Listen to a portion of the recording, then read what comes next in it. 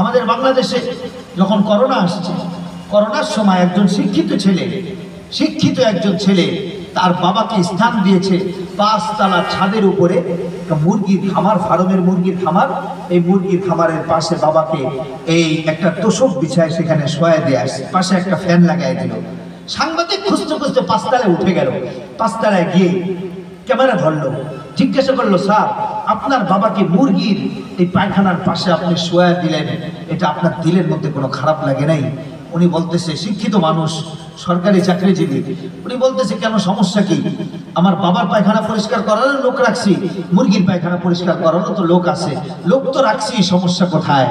মুহতারাম উপস্থিতি, তাহলে যে শিক্ষিত লোকটা বৃদ্ধ এই মৃত্যু সজ্জায় সজ্জিত বাবাকে 5 তলা ছাদের উপরে মুরগির পায়খানার পাশে ছোঁয়া দেওয়াকে নিজের জন্য কোনো অপরাধ বোধ মনে করে না, সে কাগজে কলমে শিক্ষিত হইল, ইসলামের দৃষ্টিকোণ থেকে সে অশিক্ষিত কুলাঙ্গার বেয়াদব একটা সন্তান। ঠিক কিনা জোরে আওয়াজ দিয়ে?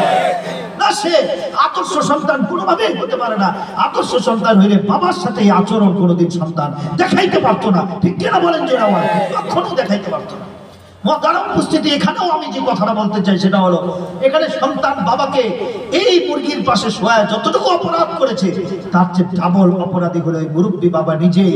কেননা এই সন্তানটাকে শুধুই মাত্র টাকার রাস্তা দেখিয়েছে। বাবা, ওই যে ওটা টাকার রাস্তা, কিন্তু সন্তানের দিলের মধ্যে যে ঈমান ঢুকান লাগবে, ইসলাম ঢুকান লাগবে, তাকওয়া ঢুকান লাগবে, ইবাদত ঢুকান লাগবে, এই ফিকিরটা বাবার ছিল না, আপনার ছিল না। যার কারণে আজকে মৃত্যুর আগে বাবাকে এই মুরগির পায়খানার পাশে শুইতে হচ্ছে। আপনি সতর্ক হন, আপনাকে জাগ্রত করার জন্য আসছি। টাকাই সবকিছুর মূল না, টাকাই সুখ দিতে পারে না, টাকাই শুধু মানুষ বানাতে পারে না, টাকাই শুধু আদর্শ বানাতে পারে না। আদর্শ বানাইতে হলে আমাদেরকে কিছু নীতি আমার গ্রহণ করা লাগবে, কিছু নিয়ম আমাকে ফলো করা লাগবে।